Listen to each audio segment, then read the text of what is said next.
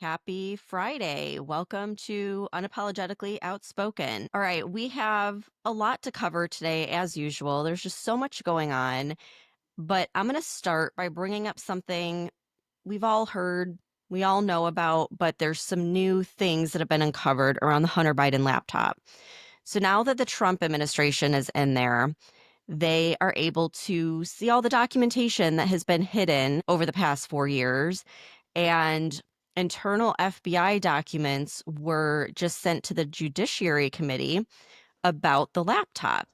And they're heavily redacted, but what was shown was this cover up of the Hunter Biden laptop prior to the 2020 election. So, of course, we knew this already, but now there's actual documentation of it. So, on October 14th of 2020, an FBI analyst confirmed the authenticity of the laptop in a phone call with Twitter. This was the same day that the New York Post released their story where they were leaking all the information that was found on the laptop. So the FBI official told Elvis Chan, who was the FBI liaison to social media companies, he tells him that there is a gag order on talking about the laptop. And Chan asked what crimes or suspected crimes were found on the laptop. And the FBI response was redacted, but Chan's response was, quote, "Oh crap. Okay, it ends here," end quote. So it's got to be something bad, right? So the FBI knew the Hunter Biden laptop was real in October of 2024. They even opened up an investigation on it, yet they continued to censor the New York Post on Twitter and created this whole narrative that the laptop was Russian disinformation. Obviously, we know the media ran with that narrative, and there were polls that came out after that election where enough people said they would have voted for Trump if they knew about the Hunter Biden laptop that it would have overturned the election. Like Trump would have won in 2020 if all of those people had voted for him. So now that there's evidence of what we knew all along, I think they need to start arresting the officials that signed off on the laptop being Russian disinformation. Like that is election interference, and there needs to be accountability, although I'm not going to hold my breath. It's 100% election interference. It's also like complete corruption and basically treason. And I wish we knew what the redacted comments were. I really want to know what that was. I was reading an article in the New York Post that did give some details of the chat logs, and it was showing that all of these senior officials were fully aware that it was real. And aside from the gag order, they also instructed their agents to say no comment when they were asked about it during meetings with the social media companies. So there was also like messages where FBI leaders were talking about whether or not there was a copy of the laptop anywhere. So again, like I wish there would be some fucking accountability for this because it is fucking treason. And speaking of Hunter Biden, he was disbarred on Tuesday by the DC court for being a convicted felon, and he can no longer practice law. And I totally forgot that he even had a law degree because, Stephanie, could you imagine anyone hiring this guy as a lawyer? No, I mean, did he actually ever practice law? I'm pretty sure he probably didn't. Yeah. But yeah, no, no way is this guy getting hired for anything, let alone being an attorney. No shit. Okay, we have to talk tariffs because the world is like in total upheaval after Trump's tariff plan announcements on Liberation Day Wednesday. Yeah, yeah. So he finally revealed his tariff plan to make America wealthy again, which I love the sound of that. I think he's being incredibly generous because instead of the equal reciprocal tariffs that he mentioned, he's applying approximately half of the tariffs that other countries charge the US. So it kind of goes in line with everything else that he's doing, where he'll say he's going to do something extreme, like make Canada a state, for example. But then when he implements his actual plan, it doesn't seem so bad. So by him saying for months now that he was going to charge equal reciprocal tariffs, I think when he implements half of that To me, it doesn't seem like as big of a deal. It looks like he's compromising or meeting in the middle. But in reality, this tariff plan is revolutionary. I mean, this could eventually get rid of income taxes. And Trump announced that the tariffs are going to be used to reduce taxes and the national deficit. And he posted this tariff chart, which is absolutely eye opening. Did you know that Cambodia has a 97% tariff? Like, that's Yeah. wild to me. So, What Trump do is we implementing need what do we even need from Cambodia? I have no idea. No idea. But Trump's implementing a 47% tariff on them. So, like, to me, that seems awfully generous. I mean, my God. And then, like, looking at China, China has a 67% tariff on the US, and we are only putting an additional 34% on them. So I think that raises the total tariff on China to 54%. Then you have the EU, which they have been complaining nonstop about how dare Trump put tariffs on us. Well, guess what? They have a 39% tariff on us, and we are now going to be charging them 20%. In my opinion, unless I'm looking at this wrong, I think that's more than generous. Like, it's still unfair for the US, but it's a great starting point, and hopefully, this will get other countries to rethink their outrageous tariffs on the US. And so moving forward, he said there's going to be a baseline of 10% tariffs on all imports, but a 25% tariff on all foreign automobiles. Yeah, I think this is the part that a lot of the MSM is not talking about is the tariffs that other countries have on us. Because everything I'm seeing is about, how this is completely fucking over other countries. So the stock market took a big plunge overnight. I think the Dow Jones dropped over 1600 points. The S&P index dropped by 3.2%, Nasdaq dropped by 4.2%, and I don't even understand most of what I'm saying except that I know it's not good for the stock market. And I was reading a very detailed report in the Epic Times, and they were saying a lot of these major multinational companies also saw a lot of declines. Nike dropped 11%, Apple dropped 12%, Target went down 9%, Amazon went down 6%, and then indexes fell worldwide. And every economic expert is saying this is the start of a global economic catastrophe. Okay, but remember not that long ago, like maybe a month ago, this same thing happened and they were like, "Oh, the stock market crashed." And then Right. like a day or two later, it was roaring again and doing great. So Yeah. I'm just going to pause and like wait and see how things actually turn out. Yeah, there's definitely a lot of fear mongering going on because I kind of went down the rabbit hole of reading all of these very disturbing articles. And the BBC was reporting that Trump's universal tariffs are going to be the biggest change to global trade in over 100 years. They're going to break business models for thousands of companies and factories and even for entire nations. And then everybody, from other countries, all their leaders chimed in. EU Commissioner Ursula von Leyen said it was a major blow that's going to cause rising inflation and higher bills around the world. The Australian Prime Minister called it totally unwarranted and not what they would expect from an ally. Even, Trump's ally, the leader of Italy, Giorgia Meloni, she said the tariffs are wrong. Ireland's prime minister said there's no justification for it. Keir Starmer from Britain rambled on about how nobody wins in a trade war. And then I also read several reports of how US manufacturers have already started laying off employees. And the reason for this is because they obtain a lot of their parts from other countries. And I also listened to Gavin Newsom's most recent podcast. And who did he have on? Shit, I literally just listened to it this morning. And here it is.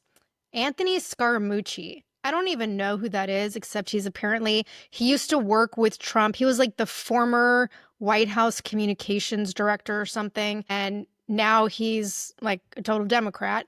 But even he was explaining how for some of our automobiles to be built in the United States, parts kind of go back and forth across the border with Canada or Mexico like 6 times before the car is built. So I can kind of see where maybe, US auto manufacturers may struggle for a while. But I guess it kind of remains to be seen what the impact's going to be in the long run. And I'm just holding out hope that Trump knows what he's doing. I mean, he is one of the most successful businessmen of all time. And I'm just going with it, right? And I want to play a clip from his Commerce Secretary, Howard Lutnick, because he's saying that Trump will stay the course regardless of the backlash and the stock market numbers. And this is what everyone's talking about too. Like, is Trump going to back down? Is he going to renegotiate?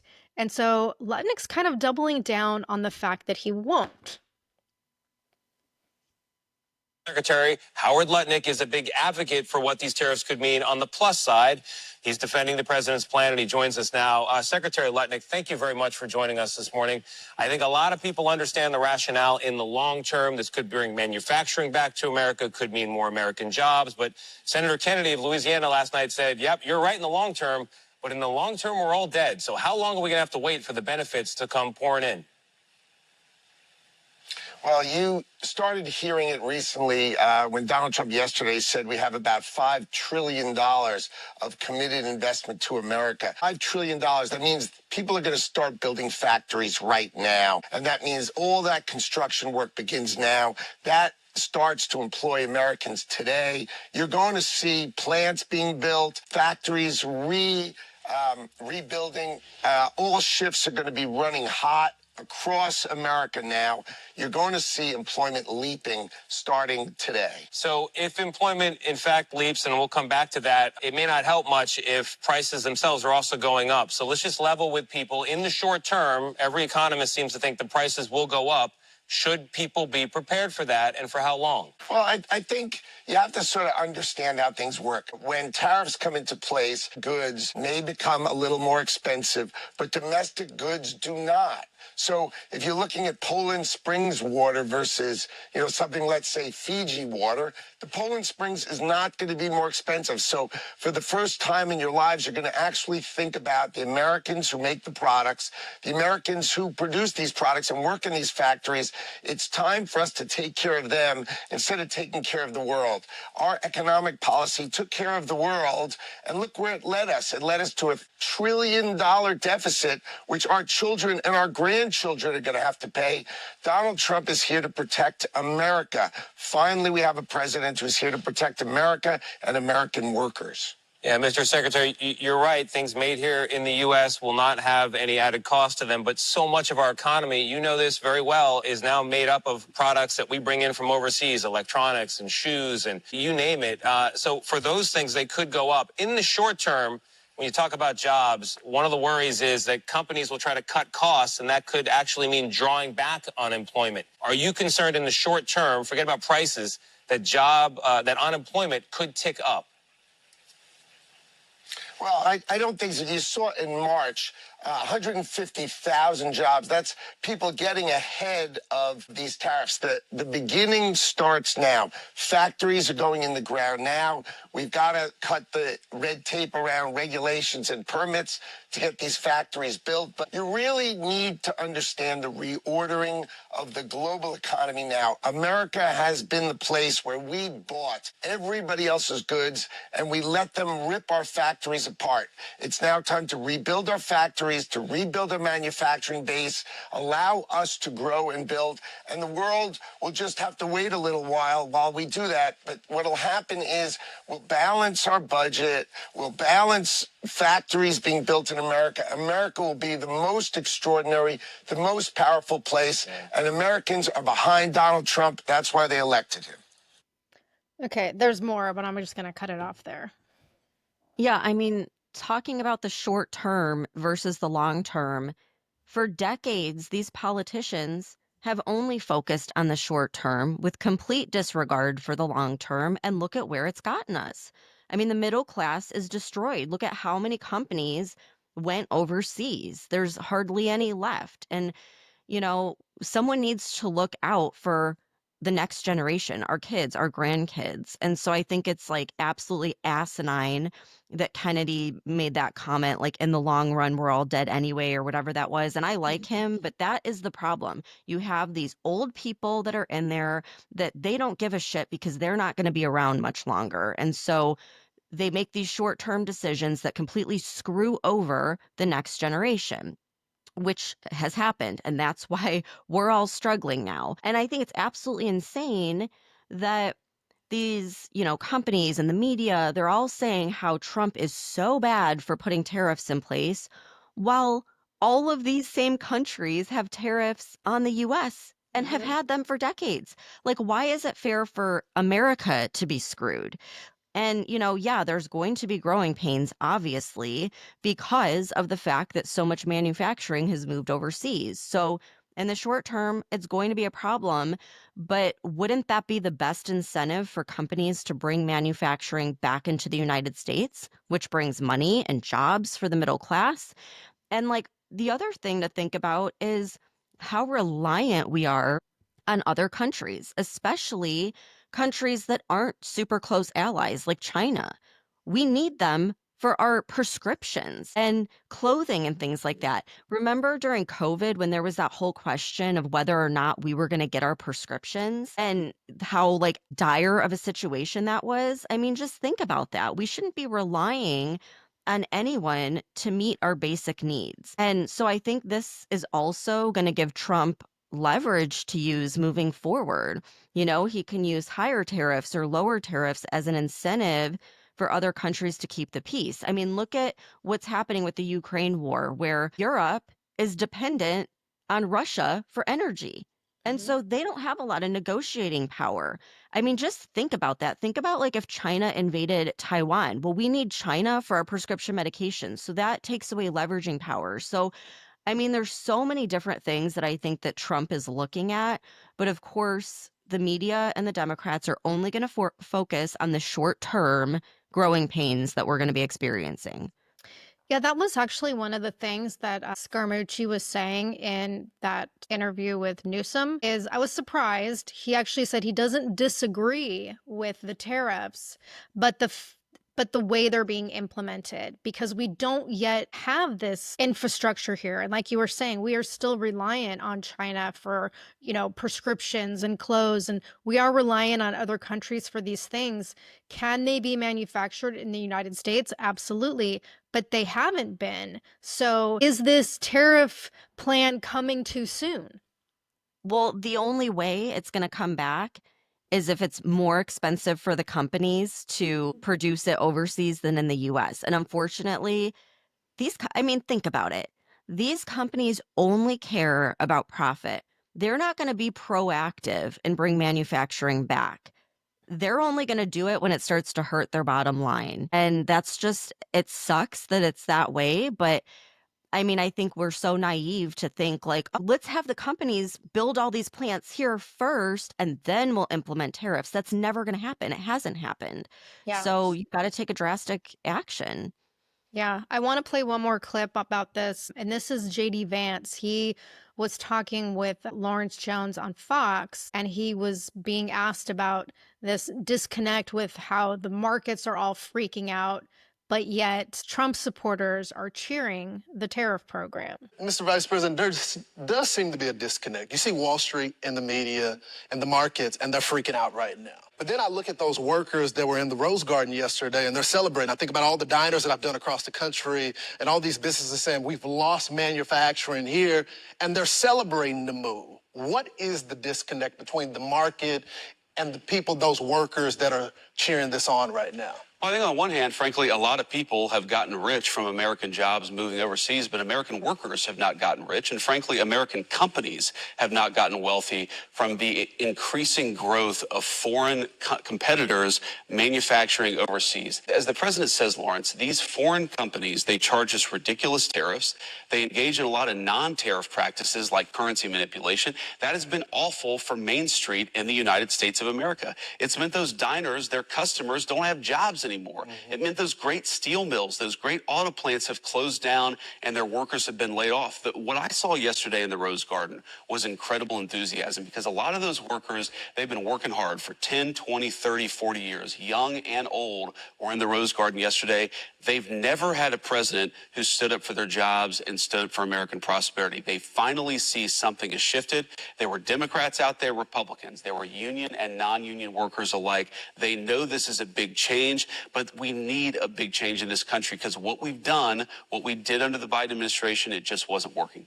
So, Mr. Vice President, I know a lot of MAGA folks, a lot of Americans that are cheering the president on, especially when he takes it to other countries. Sure. They feel like we've been screwed for a long time. Yep. But I also know people that come from our background, they're living paycheck to paycheck. Of course. And they want to do the patriotic duty of taking it to these other countries, but it's going to hit them a little bit. They feel.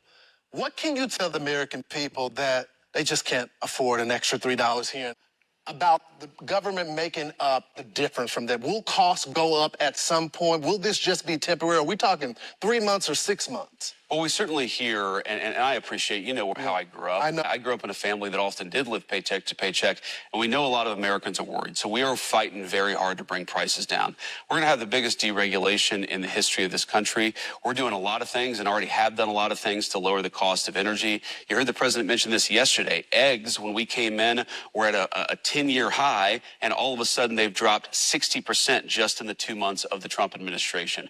What I'd ask folks to appreciate here is that we are not going to fix things overnight. Yeah. Joe Biden left us, this is not an exaggeration, Lawrence, with the largest peacetime debt and deficit in the history of the United States of America, with sky-high interest rates. You don't fix that stuff overnight. We know people are struggling. We're fighting as quickly as we can to fix what was left to us, but it's not going to happen immediately. But we really do believe that if we pursue the right deregulation, we pursue those energy cost-reducing policies, yes, people are going to see it in their pocketbook.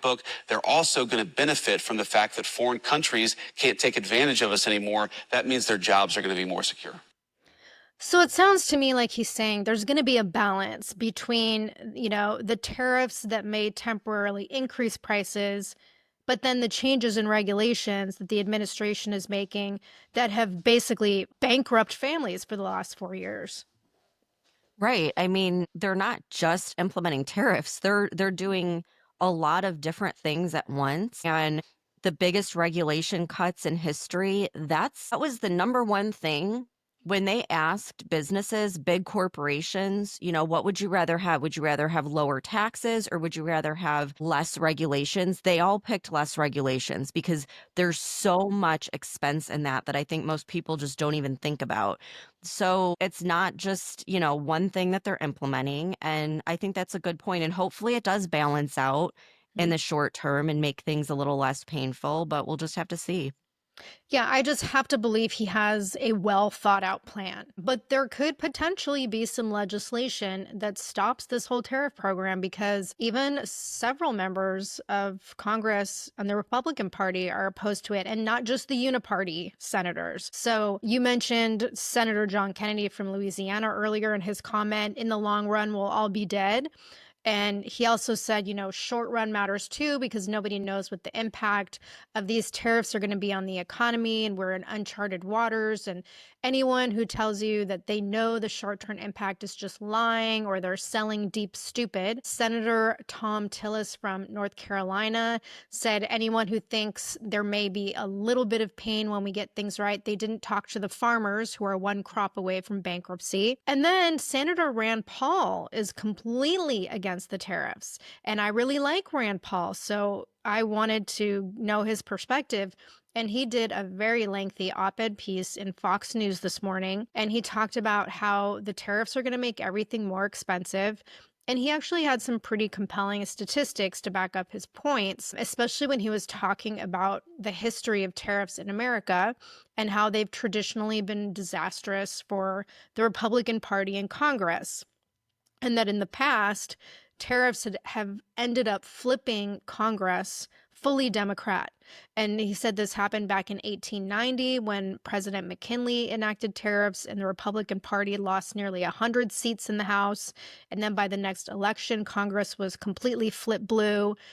He brought up several other times when Congress passed tariffs in 1929 and 1930, and how these actions triggered major stock market dives and worsened the Great Depression, and again wiped out the Republican Party in Congress. And it was just a very interesting article, and it just made me think, it made me a little bit worried, right? So I'm putting my faith in Trump that as a businessman, he's making smart decisions for our country. But there's a bill that's being introduced by Congress to prevent these tariffs from remaining in place without congressional approval. And I was a little surprised by this, Stephanie, because it was introduced by Chuck Grassley. And he's a Trump ally. Like, he is very much in alignment with Trump on border policies and several other things. And then the bill's co-sponsored by far left Senator Maria Cantwell, and it's called the Trade Review Act of 2025. And if Congress passes this, it would require the president to notify Congress within 48 hours of imposing new tariffs, and he would have to present a detailed rationale and analysis of the potential consequences of these tariffs for American businesses and consumers. It would also require that all tariffs be approved by Congress within 60 days, and if they're not, then they would automatically expire. So this would really give Congress the ability to play fuck games in their typical clown show theater performances of delaying the passage of these tariffs. And if it does pass, it means that Trump is not going to have the power to impose these tariffs without getting permission from Congress first. And so, again, like Chuck Grassley, surprise, because he has been one of the members of Congress fighting the deep state.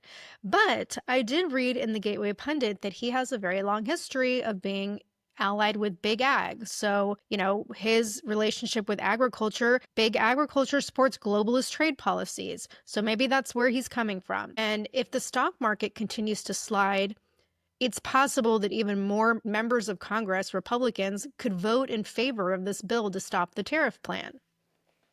Yeah, and we have to remember that these senators, what they're worried about is their next election. So they do need to worry about the short term, because if things are bad, and there are a lot of growing pains, that could mean they don't get reelected. That's what they're worried about. They can say whatever they want to say. That is what they are focused on. And I think this is just another reason why we need term limits. Grassley, he's an old fart that's been a senator longer than I've been alive. That is ridiculous. Absolutely ridiculous. The longer these people are in the swamp of DC, the more likely they're bought and paid for. And I'm sure that these senators have lobbyists just breathing down their neck 24/7. They're probably friends with a bunch of wealthy people who are getting screwed right now in the stock market. But maybe we should instead be asking, why are farmers one crop away from going under? Why is the agriculture industry now owned by chemical companies? Continuing to do what we've been doing obviously isn't the answer. It's not working. That's what got us in this mess in the first place and completely decimated the middle class. We obviously need to try something new. It's like what Einstein said, you can't do the same thing over and over and expect different results. That's the definition of insanity. We need a drastic action. I think we've just got to get used to the fact that the mainstream media and the lobbyists and the elites and the uniparty deep state, they're going to get really loud and they are going to spread a shit ton of fear. But we have to think, like, 5 years from now, when you walk in a store, would you rather see products that say made in China or made in the USA? Would you rather be paying income taxes that go to government corruption or have no income tax? And then do we think that future generations are going to benefit from companies investing in the United States or companies continuing to go overseas? It's like these are such obvious answers. We have not been on the right track for decades, and I think we're long overdue for a course correction. And as JD Vance said, that's what the middle class wants. All the workers, the normal people. It's the elites that are fighting this right now, and they're going to make it seem like everyone's against it, when the reality is it's not good for the elites, but long term, it's going to be good for the middle class. Yeah, I agree with you 100% that we have to look at the long term. But like we've said the last couple episodes, I do think there's going to be some panic in the short term. Yeah. I hope that doesn't sway people from supporting Trump's mission that they voted for in the first place, because this was part of it. Right. And I like Rand Paul because you had mentioned him, but do you ever notice he literally plays devil's advocate and goes against everything? And I think it's good. You need to have people looking at it from every angle, but I always take him with a grain of salt, because I'm he's gonna, no matter what you say, he's gonna have an argument for why it's bad. So that's kind of what I'm looking at with him. I didn't look at it that way, but when you think about it, yeah. Okay, maybe that makes me feel a little better. So I don't know. We'll see what happens with the tariffs and we'll keep you guys updated on it. But Trump also went on another firing spree in the past couple days. And last night he fired the director of the NSA, General Timothy Howe. And I guess he was also the chief of the US Cyber Command. And from what I read, he was one of the holdovers from the Biden admin. I think Biden put him in office in 2023. And there hasn't really been any details on why he was fired. His deputy at the NSA, Wendy Noble, she was removed and she was put in another position in the Trump admin.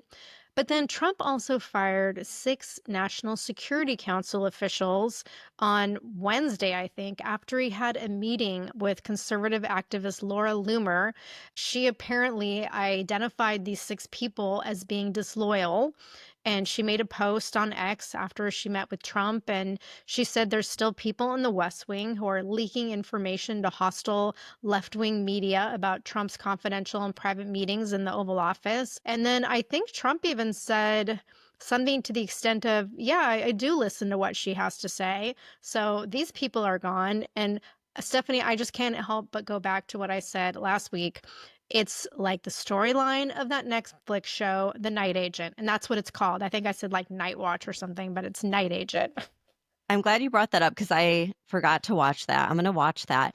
But I would love to be a fly on the wall to understand what happened in the NSA, because the NSA, you have to think like that is the surveilling agency. They can surveil anyone at any time. I cannot even imagine what all has gone down over the past 4 years of the Biden administration.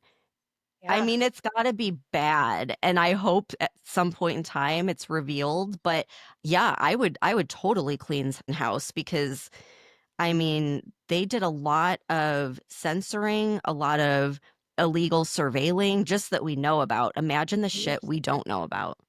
Yeah. And that's Trump keeps alluding to the fact that like Elon has found something really big that we don't know about yet, which brings me to my next point, which is that the MSM is trying to spin this narrative that there's trouble between Trump and Elon Musk. Again, because we've seen this narrative play out like 3 times now. But media outlets were very quick to point out that Elon was not there when Trump gave his Liberation Day speech on Wednesday.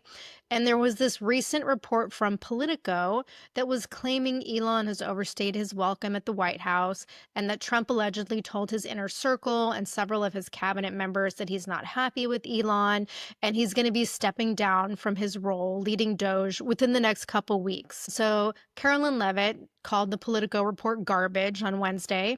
And she said both Trump and Elon have publicly stated that Elon will depart from public service as a special government employee when Doge's work is done. And Elon posted on X and called it fake news. And I think what a lot of people may not realize is you hear all these comments about, well, he's not even a government employee, he shouldn't be running this agency. But he is a government employee. He is in an official role that was actually created by Congress back in 1962. And it's literally called a Special Government Employee, or SGE. And it was created as a temporary means for anyone to help a new presidential administration transition into office. So for everyone who's crying about Elon, not being in the government, like you're not correct, because technically he is. And the job of an SGE is not supposed to exceed more than 130 consecutive days. So Elon is scheduled to, finish his time by May 30th. So he still has a couple months to go. But from what I read, it can be extended. So that remains to be seen. But I think also with everything that's going on with Tesla and like all the insane protests and all the money that he's losing, maybe he wants to leave, maybe he wants to go focus on his own businesses again. And Trump was asked about this on Air Force One by reporters on Thursday. And he also dismissed this rumor and he said Elon has been doing a number of great things and he wants him to stay for as long as he'd like. He said, quote, "Number one, I like him. Number two, he's doing a great job. Number three, he's a patriot." And Trump also commented that it's a shame what people are doing with these Tesla protests. And the fact that Elon is still there with Doge should tell people what a patriot he actually is. And then at some point in time, Elon is going to go back to his own businesses. But he said right now, Doge is going strong. And like I mentioned, he said, Elon's team recently found something horrible. That's the word Trump used, but he didn't reveal what that was yet. So JD Vance was asked about this yesterday as well. And just to, put all the rumors to rest, I would have played the Trump clip, but he was in Air Force One and it was like super noisy in the background. So I just want to play one more clip from JD Vance because he said Elon is not even close to being done with Doge. He was only going to be here for a temporary basis. Yeah. Tell us about that. Doge will continue after Elon Musk. Will he still be an advisor to you and the president? I know y'all have a great relationship. Tell us about it. Well, first of all, that report I saw was total fake news. Elon came in and we said, we need you to make government more efficient. We need you to shrink the incredible, vast bureaucracy that thwarts the will of the American people, but also costs way too much money. And we said that's going to take about 6 months. And that's what Elon signed up for. But of course, he's going to continue to be an advisor. And by the way, the work of Doge is not even close to done. The work of Elon is not even close to done. You look at all of the fraudulent grants that they found. You look at people who are 150 years old, who are fraudulently collecting Social Security payments. You see our Social Security system, 40% of the people who are calling in are actually committing fraud. That means the 60% who need their Social Security checks are waiting in line. Doge has got a lot of work to do. And yeah, that work's going to continue after Elon leaves, but fundamentally, Elon is going to remain a friend and an advisor of both me and the president, and he's done a lot of good things. People don't realize how vast and uncontrolled the bureaucracy was. We've started to chip away at it, but there's a lot of work to do. It's not going to happen all in 6 months. It's going to take a long and committed effort. Okay, so my conspiracy brain, I just can't shut it off. It's going wild, okay? Because when you were talking about how they alluded to Elon finding something horrible, but nobody's talking about what it is. Remember when he went on Joe Rogan and like basically said the same thing and he's like, I need to stop because I am going to get assassinated. Like he was Yes. fearful for his life.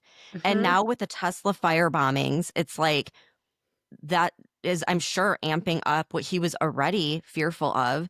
And so here's where my conspiracy brain is going. He went into all of these different agencies and has been very transparent about what he's found, right? Then he goes into the Pentagon.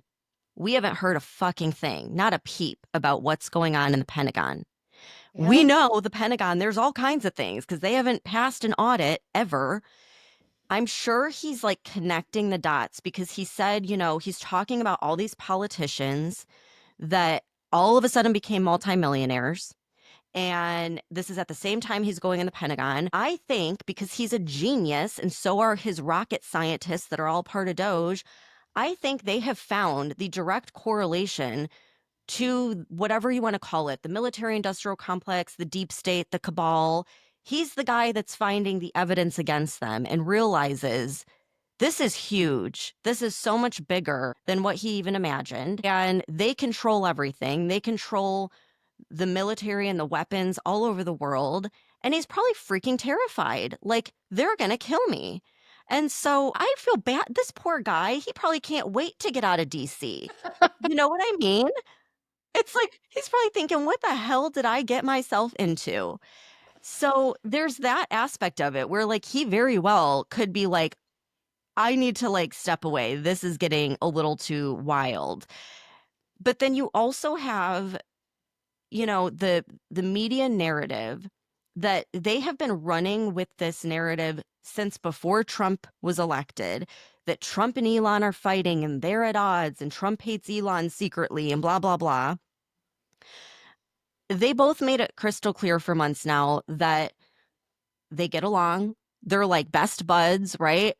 But that what Elon is doing is short term. That has been the plan the entire time. They've been very upfront about that. He has companies to run. The man is building a damn colony on Mars. Like, he's got bigger things to do than to be the tech guy in DC forever. And, you know, I get what JD Vance said, but on the flip side, Elon did an interview this week where he did say, like, our goal was to get rid of $1 trillion in waste, fraud, and abuse. And we're going to either meet that goal or be very close to that goal by this whole deadline of May 30th. So, me with my conspiracy brain, I'm thinking he's like, yeah, I'm going to be done. Like, I'm stepping away because I don't want to die. Like, I don't want to be assassinated. And so that's my goal. Like, I think whatever he found is so damning and so much bigger than he realized that we're probably never going to know about it because no one's going to have the balls to do it, like speak about it because you can't stop it. It's too big. Yeah, I think you have a pretty valid theory there. But I also, like JD was saying, what even if Elon's gone, Doge is still going to be there. Yeah. And So, now Doge is being implemented in a lot of different states as well. But the other thing we got to think about too is like SpaceX is the biggest private contractor for the government. And I think also, like, especially with him going into the Pentagon, he really is risking his future. It's not just Tesla. Like, there's a lot of implications for him with SpaceX and the future of that. So I think he has to tread lightly. And I feel bad for him at this point. I feel like getting out of DC is probably the best thing he can do because they're destroying his life and his businesses, and it's just going to get worse. yeah, I had forgotten about that interview that he did with I did too until you brought that up. yeah, I remember that now. He did say he needed to shut up because he was scared for his life. And I remember even there was an interview with Trump where Trump was like hesitant to talk about things too. So there's a lot going on that we don't know about. And I bet it's some pretty scary shit.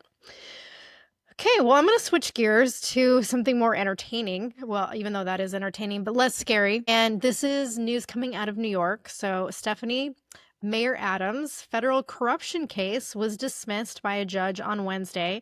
And then the very next day, yesterday, he turned around and announced that he is basically breaking ties with the Democrat Party and he's running for re-election as an independent. So, listen to this clip. He actually went on social media and he posted a 6-minute video talking about, his beliefs and values and how he grew up and the spirit of New York. And I'm not going to play the whole thing, but just a segment of what he had to say.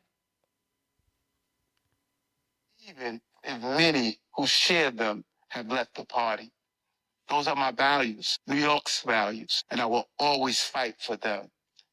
I had hoped to fight for them again in the Democratic primary for mayor, and more than 25,000 New Yorkers signed my Democratic primary petition. But the dismissal of the bogus case against me dragged on too long, making it impossible to mount a primary campaign while these false accusations were held over me. But I'm not a quitter. I'm a New Yorker.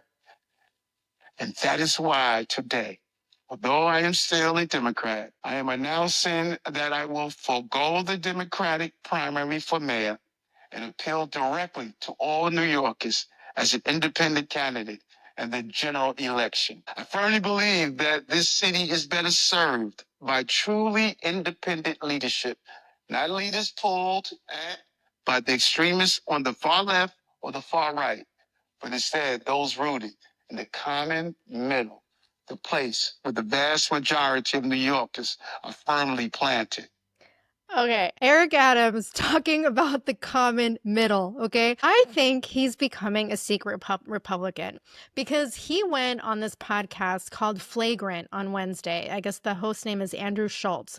And he said in this podcast that he doesn't want to sound like a conspiracy theorist, but he believes the deep state exists. And he actually called it permanent government, but it's the same fucking thing. And he was praising Kash Patel's book, Government Gangsters.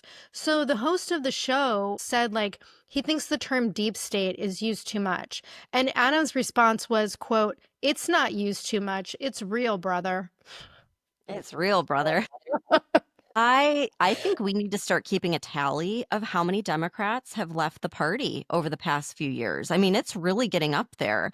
It's like the Democrat Party is your friend, your best friend, until you disagree with them on literally anything. And then they ruin your life. like literally ruin your life. I mean, they tried to politically persecute Mayor Adams. Why did they do that? Because he just told the truth about the open borders and how New York cannot sustain constant illegal migrants and they're using up all the funds. I mean, he just told the truth, and look at what they did to him. And then, look at Tulsi Gabbard. They labeled her a domestic terrorist. And now look at, they're attacking Elon's Teslas. Like they're making RFK sound like a freaking nut job.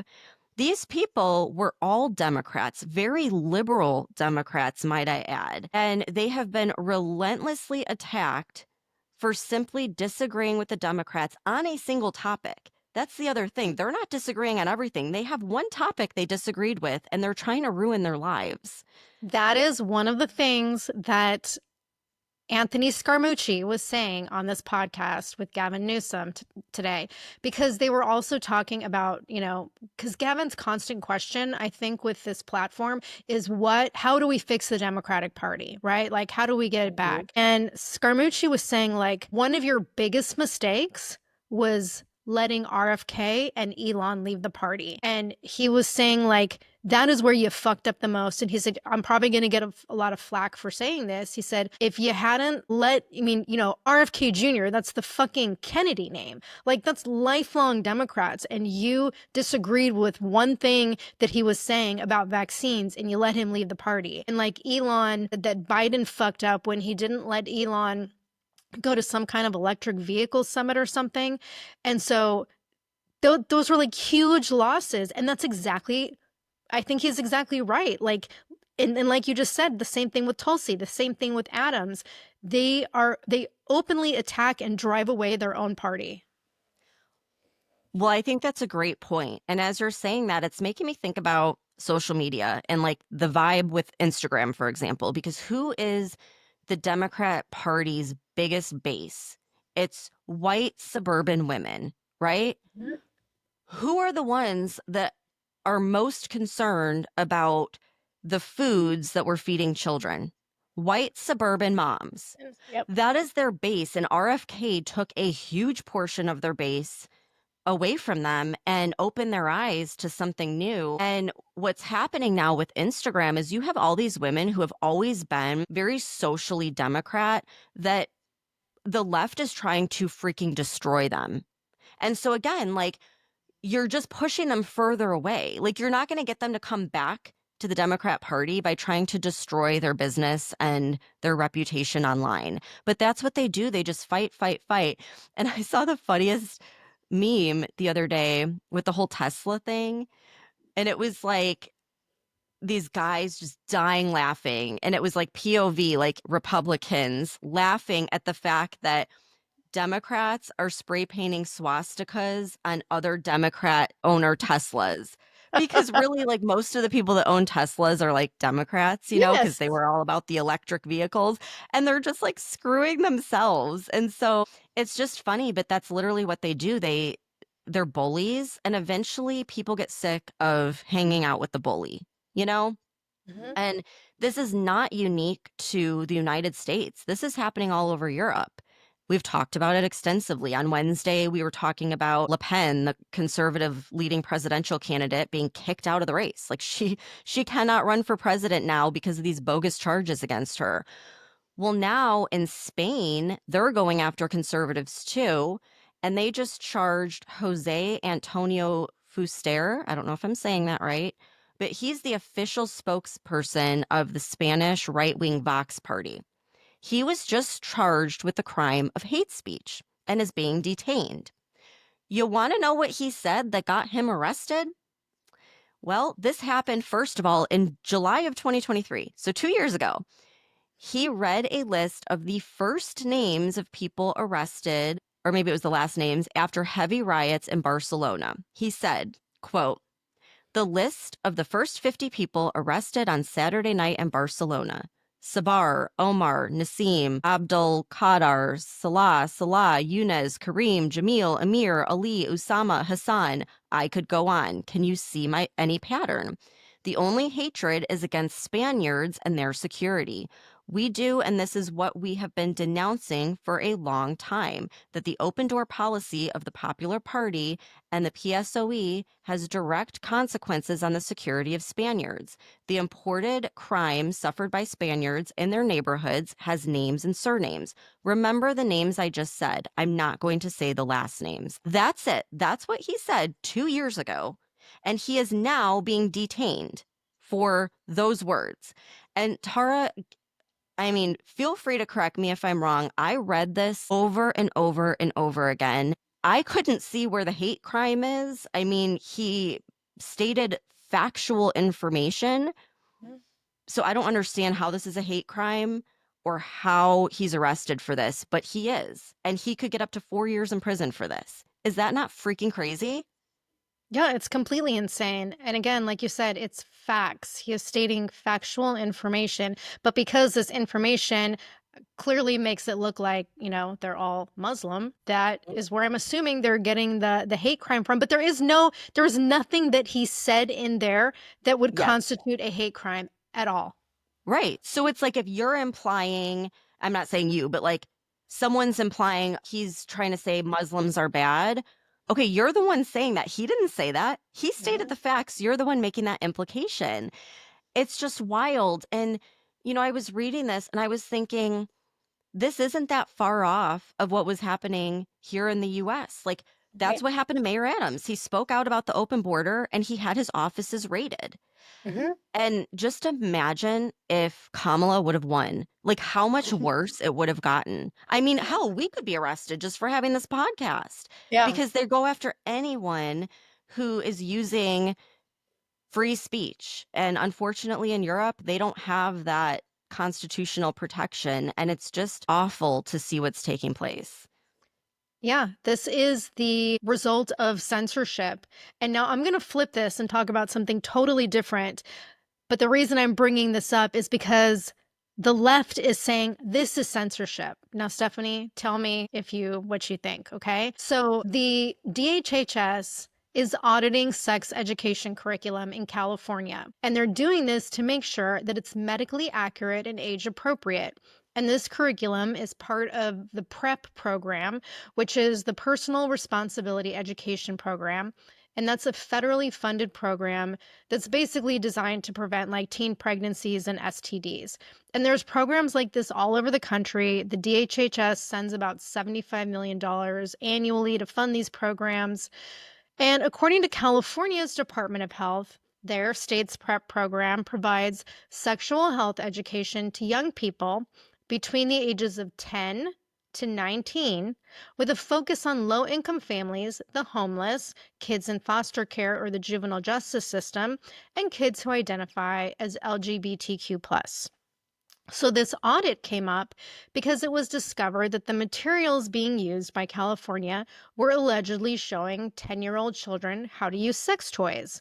And the teachers were being told to, quote, teach students about role plays that reflect the spectrum of sexual decision making and to use inclusive language and they, them, theirs pronouns rather than she, her, hers, or he, him, hims. So this curriculum review is part of the Trump administration's effort to make sure there is full transparency for what kids are being taught, which is what the American people want. And there absolutely should be full transparency in what children are being taught. So the LA Times reported that George Salinas, who is a spokesperson for Equality California, which is an LGBTQ plus civil rights group, he said that this move to review California's PrEP curriculum is censorship, and it is politically motivated censorship as a means to undermine the LGBTQ community and the state's most vulnerable youth and erase transgender healthcare, different identities, and pronouns. Yes, that is the point. To erase gender identities and pronouns because there are only two biological genders and pronouns are made up nonsense. And frankly, teaching 10-year-olds how to use sex toys and how to sexual role play is in fact damaging our most vulnerable youth because it's brainwashing them with shit that 10-year-olds should never be focused on in the first place. But He's saying the purpose of California's program is to provide valuable lessons on abstinence and contraceptives and STDs and healthy relationships and decision making. So, if that's the case, why are you calling it censorship? Why should you care if the Trump administration is auditing your curriculum? Because if you're teaching appropriate curriculum, then you have nothing to hide, right? Right. You're correct. I I am like livid right now as a mom just thinking about this, and it didn't dawn on me. Sometimes it doesn't like catch on until I hear you say it, and then I'm like, "Oh my God."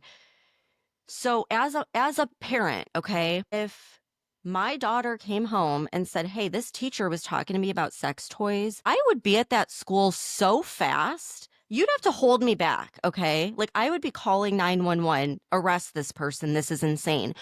So, my question is, why aren't these parents doing anything? Well, I think you gave the answer.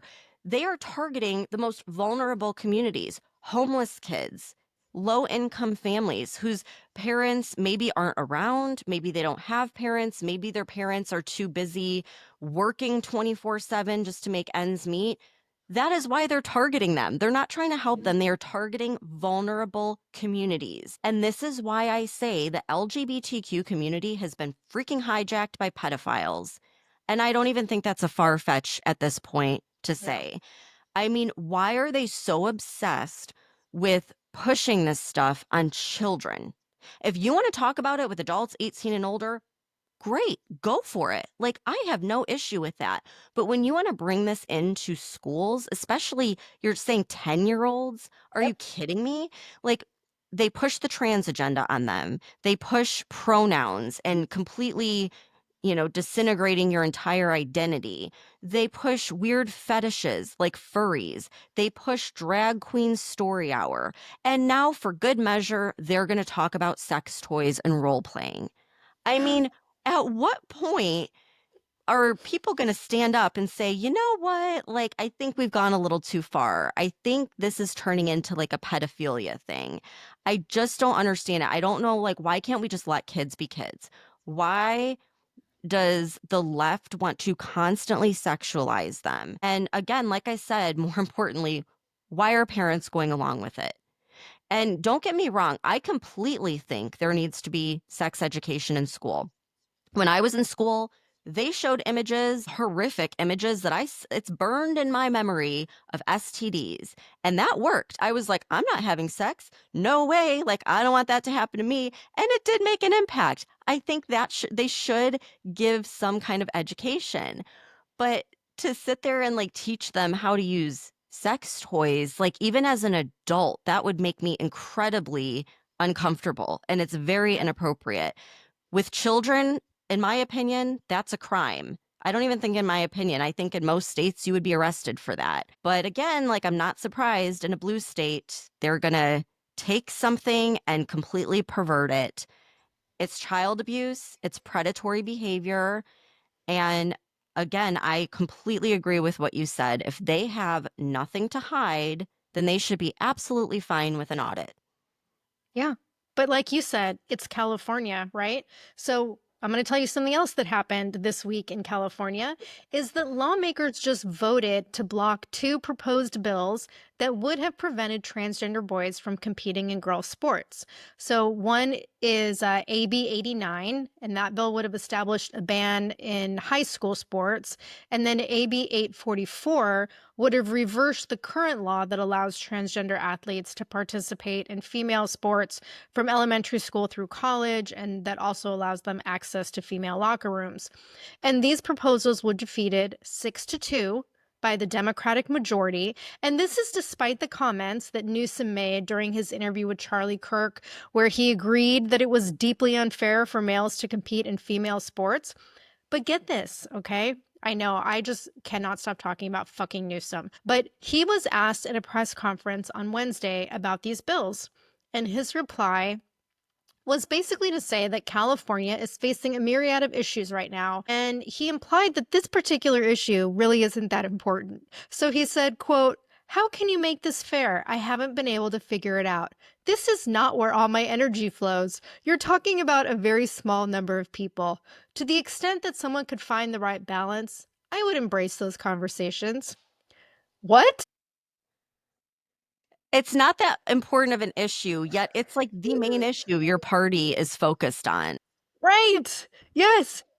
So now California has made it like more than clear that they are not going to comply with the Trump admin's new Title IX rules. So I really fucking hope that the Department of Education follows through on revoking their federal funding. Thank God you got out of there. I I mean, know. what a shit show. You know, it's I think that's absolutely why insane. I think that's why I feel entitled to talk about California a lot because I grew up there and I lived there for 30 fucking years and I'm just so happy to not be living in that shit show any longer. It's just sad to see how much it's changed. Like, I was thinking about this when you were talking. When I was in middle school, junior high, I remember a boy like went into the girls' locker room while we were changing. He freaking got like expelled from the school. Like they took it so seriously. And he wasn't even trying to do anything bad. It was just kind of like a joke. They freaking expelled him. Now they're expelling the girls that are saying like, "Hey, I don't want to change in front of a boy." Like how Right. screwed up is that? And so he could talk about like how it's unfair, which it is in the sport, but it's also again like you're taking young girls who are going through changes. You know what I mean? Like you're very self-conscious and you're putting them in a situation where they have to expose themselves to a boy, a male, a biological male. It's so fucked up. It is an intentional destruction of children's innocence. Yes, Fucking I 10 years agree. old? Like, I'm going back to, the other sex toy thing. 10 years old? Why should we be teaching 10-year-olds? And these transgender bills, like elementary school. What age is elementary school, Stephanie? Like 7, 8? It starts at 5. Okay. Yeah. I Insane. mean, it's It's literally crazy. destruction of innocence. It is. I know. I think I talked about this like a long time ago on the podcast, but my grandma bought the book Gender Queer because she was like, she bought it for me because she's like, I want you to see what they're exposing kids to and make sure this isn't in the school library. I read that. I was like, Grandma, oh my God, did you read this? Like, I don't want my grandma reading this. It's a picture book, okay? An illustrated picture book that looks like something I would show my kids who are in preschool, okay? It gave step-by-step instructions on how to give a blowjob. And this is in God. school libraries. Like, it's so bad. I And then you want remember to get rid of being that book and they say, oh, they're censoring. Yeah, we're censoring porn in a child's library. Did you ever read Are You There, God? It's Me, Margaret?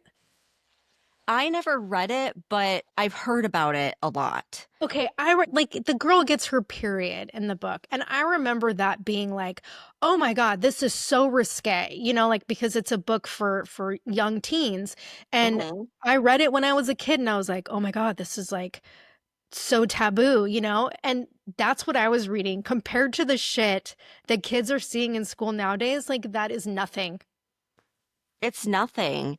And that's just what they're learning in school. But like, think about online. Again, it's predators that are targeting vulnerable kids and sharing way more online, but it's okay because they're just affirming Mhm. their identity and their transgenderism. I mean, it's so bad. And I think, I forget who said this, I'll have to look it up, but someone said something the other day, and I was like, yes. They said, in the future, we're going to look back at this whole transgender movement for children the same way we look at lobotomies that were done, 100 years ago. It's going to be the same stain on our history. And I agree with that. Totally crazy. I have to bring this up because my husband just sent me this article because we were talking about California. Mhm. Apparently, today, Newsom is going to announce plans that he is going to basically tell world leaders to exempt California exports from the retaliatory tariffs. So he's just going to do his own program. Can California just become its own country. Like, I'm Seriously. totally fine with that. Just send I all the little know. girls there. I know. And then the last thing I have to bring up before we go, because I am just so, I figure you must have something to say about this, but we're once again at that place where the TikTok ban is supposed to go into effect tomorrow, I think. Oh, And yeah. from what I saw, there are 50 different companies that are bidding to Mhm. buy TikTok. And Trump just recently said that he's basically saying that China's government, like because of the tariffs, may give in with this whole thing. He said, I think that China maybe will call and say we're upset with the tariffs and maybe they want to get something a little bit and get TikTok approved. Who knows? Yeah, Amazon is one of the companies that jumped in last minute. So there's no telling what's going to happen. But what people are talking about on TikTok is how back when our government got involved with TikTok in the first place, it changed. And it's never been the same. Before that, it was like this place where you could go and you could talk about anything. That's where I learned about so many different conspiracies. And it was just this like amazing place. Now they censor people left and right. Conservatives have been getting banned. I mean, just banned like completely for no reason over the last couple of weeks, I think all in preparation for this. So it really doesn't matter who buys it or what happens. TikTok, as we know it, is gone. It's been gone. We need a new platform. I keep saying I need to learn X and get on there more, but I feel like we need a platform that's like TikTok with the rules and regulations of X, where like you can Yep. actually speak freely, but like it's still the same format as TikTok. So I'm pretty much done. I haven't been posting. We got that violation. We're about to get our account banned. What It's was it just for? disheartening. What was the Oh, you last want to know what it violation was for? for? It was for talking about fluoride. Oh, Yeah. that's right. Yeah, you can't talk about fluoride or chemtrails, like stuff that literally I will cite. And you can do a simple Google search and Mhm. it's right on Wikipedia, but you get banned for it on TikTok. So, It's insane. yeah, it's Yeah. crazy. So So at I this guess point, we'll like, see. good. I hope they freaking get banned because I'm done with them. Yeah, I guess the other two leading contenders to buy it are Oracle and Blackstone. And again, this is supposed to happen by tomorrow morning, so maybe by Monday we'll have an answer. Well, here's the other thing though. If they buy it, they're not getting the algorithm. The algorithm is the whole thing that makes TikTok great. It's what makes you see all the content you want to see. They're not getting that piece of it, which makes me think they just want our data. They're saying China's going to steal our data. Well, why else would they want to buy TikTok without the algorithm? So they could have the data of 200 million Americans. That's why, Yeah. So. Well, I'm going to be watching that. I want to see who buys it. I'm Yeah. curious. But either way, like we need to start posting on X because I'm done with it. All right. Well, man, another jam-packed day or week, whatever. I hope everyone has a great weekend. And we'll be back here on Monday with all the latest that comes up over the weekend. Thanks for tuning in.